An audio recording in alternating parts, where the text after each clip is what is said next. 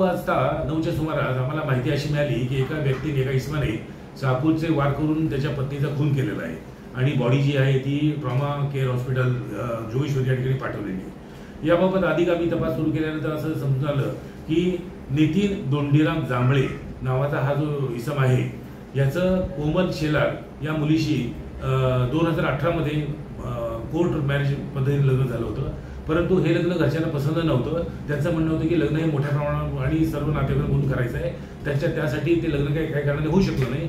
त्यासाठी मुलगी स्वतःच्याच घरी राहत होती आणि मुलगा त्याच्या घरी राहत होता। मुलाचं म्हणणं असं आहे की त्या मागच्या वर्षी त्या मुलीला इतर अन्य इस्माच्या बरोबर मैत्री असल्याचा त्याला संशय आला, त्यांचा फोटो काढून व्हायरल केला होता। याबाबत त्या मुलीने आपल्या पोलिसांना दंडेश्वरीला तक्रार दिली होती व त्या तक्रारीच्या अनुषंगाने कारवाई करण्यात आलेली होती। मुलीला वारंवार त्याकडे पैसे मागायची सवय होती असं त्याचं म्हणणं आहे।